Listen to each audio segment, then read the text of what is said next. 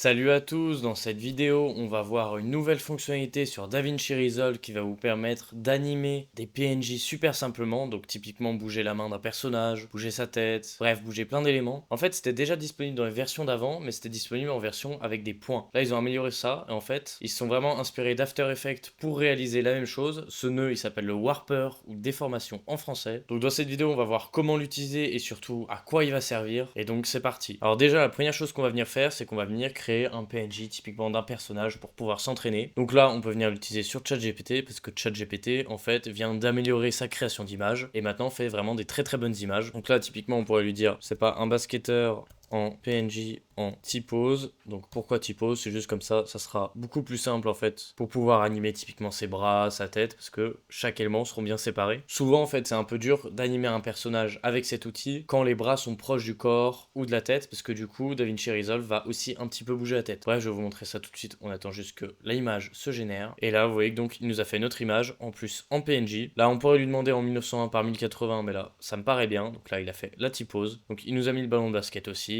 Là, on va venir télécharger. Vous voyez que la création d'images sur ChatGPT s'est vraiment améliorée. C'est pour ça qu'en fait, je vous montre un exemple là plutôt que juste prendre un exemple trouvé sur Google. Maintenant, une fois qu'on a ça, on va venir se rendre sur DaVinci Resolve, on va venir prendre notre image et là on va venir prendre une composition fusion, augmenter sa taille et donc là on va venir prendre ça. Donc le nœud il s'appelle Warper en anglais et en français il s'appelle déformation, donc c'est celui qui se trouve juste là. On ajoute. Et en fait, dans la version précédente, donc la version 19, 18, comment ça marchait? Bah, c'était avec des points juste comme ça. Et après, quand je venais, vous voyez, déplacer, bah là, vous voyez, ça venait le déplacer. Maintenant, ça permettait de faire voilà, des mouvements, mais c'était pas du tout précis. Maintenant, dans la nouvelle version, en fait, ça marche avec des courbes ici. Et en fait, ce qu'on va venir faire, c'est qu'on va venir placer les points sur les articulations. Typiquement, on va venir mettre un point sur genou et ici sur la cheville. Maintenant, vous voyez qu'on n'a pas envie de relier ça encore en haut. On a envie de prendre d'autres articulations. Donc ici, on va venir cliquer sur Adjust. Une fois que c'est bon, on peut faire Add de nouveau et là faire la même chose. Cliquez là, Adjust. Maintenant, on pourrait venir faire aussi comme ça pour les bras. Donc Add ici, ici sur le coude, sur l'épaule. Maintenant, on pourrait Adjust et là, voilà, remettre nos points là. Donc maintenant, les points, ça va vraiment dépendre de en fait ce qu'on veut venir faire. Moi, typiquement, là, je vais mettre les articulations de base. On va mettre aussi la tête avec le cou ici. Et donc maintenant qu'on a tous ces points, on va vouloir bouger tous ces points là. Pour ça, on va venir cliquer sur Warp. Une fois que je clique sur Warp, vous voyez que là, je peux venir vraiment bouger ces points là. Le problème, c'est vous voyez, quand je fais ça, comme je vous avais dit, en fait, ça va venir impacter ce qu'il y a aussi autour. Pourquoi? Si jamais on fait render reference grip, vous voyez que là, la grille, elle va bouger comme ça. Et donc, ça va impacter ça aussi. Si on a envie de faire en sorte que ça ne bouge pas, ce qu'on peut venir faire, c'est ajouter de nouveaux points. Typiquement, on peut venir faire, voilà, quelque chose autour comme ça. Et ensuite, ici, dans Select Curve, on peut mettre Warper Limitator. Quand on fait ça, en fait, ça va venir bloquer la grille. Maintenant, si je viens dans Warp, vous voyez que quand je fais ça, maintenant, ça va impacter uniquement mon bras quand je bouge. Bon, là, vous voyez que c'est pas parfait ce que j'ai fait. C'est un peu trop près, mais je peux venir, voilà, bouger ça. Et comme ça, en fait, ça n'impactera pas la grille. Et donc, ça va impacter uniquement mon bras et ça ne bougera pas ce qu'il y a ici. Ce que j'aurais pu faire pour que ce soit un peu mieux, plutôt que tracer ces points comme ça, peut-être, ça aurait été, voilà, de venir tracer un point comme ça, faire Warper Limitator, et comme ça, ici, ça va bloquer ça, et quand je viendrai dans Warp, bouger mon bras, vous voyez que là, ça va bouger uniquement mon bras. Maintenant, on peut faire ça à chaque fois qu'on vient bouger un élément, donc si, là, quand je bouge ma jambe, ça vient bouger ça aussi, je peux venir Add, venir mettre un limitator comme ça, Warper Limitator, et maintenant, Warp, et là, quand je viendrai bouger, vous voyez, ça va bouger uniquement ma jambe. Maintenant, ce qu'on peut venir faire aussi, c'est plus ou moins jouer avec la force, vous voyez, du Warp ici. C'est-à-dire que là, à 1, en fait, ça a la force normale. Maintenant, si je viens jouer là,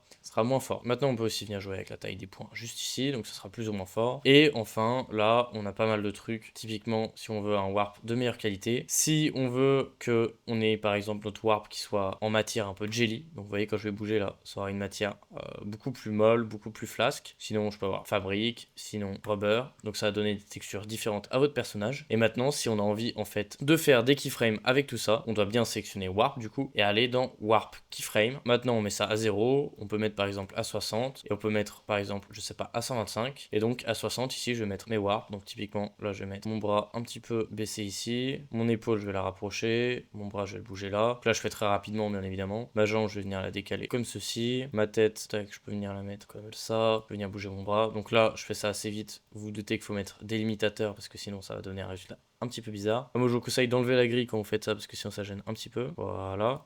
Et donc en fait ce qui va se passer là, vous voyez que nos éléments de courbe vont venir bouger. Et donc là on aura du mouvement. Donc là vous voyez que ça fait un résultat vraiment un petit peu n'importe quoi. Mais c'est vraiment pour vous expliquer comment marche en fait ce nouvel outil. Et maintenant si on a envie de supprimer des points, typiquement la tête là, on peut venir tac, sélectionner ça et là faire reset handle or reset war. Vous voyez que là en fait ça va venir reset ce qui a été fait. On peut aussi voilà venir sélectionner les points et une fois qu'on les a tracés, voilà, venir les supprimer et on peut venir jouer avec beaucoup d'options. Donc ça c'est vraiment super pour pouvoir animer un personnage. Donc si vous avez aimé cette vidéo et que vous voulez aller plus loin, le meilleur moyen c'est de rejoindre le serveur qui se trouve dans la description de cette vidéo. À l'intérieur de ce serveur, il y a une vidéo qui va vous expliquer comment marche le serveur, les différents abonnements et les retours de membres. Maintenant si vous n'êtes pas fan du serveur Discord, vous pouvez toujours vous rendre sur ma page Ko-fi, pareil, lien en description où je vends en individuel des masterclass à des prix très attractifs, 2 euros, 3 euros, 5 euros. J'ai même créé plusieurs packs selon votre niveau, donc débutant, intermédiaire et avancé, ou sinon un pack de 10 masterclass pour 10 euros. Maintenant, si vous voulez aller encore plus loin et avoir une expérience plus personnalisée, vous pouvez réserver un coaching avec moi. Pareil, il y a un formulaire dans la description, vous y répondez et ensuite je vous contacte. Dans tous les cas, si vous avez aimé cette vidéo, n'hésitez pas à liker, vous abonner. À bientôt.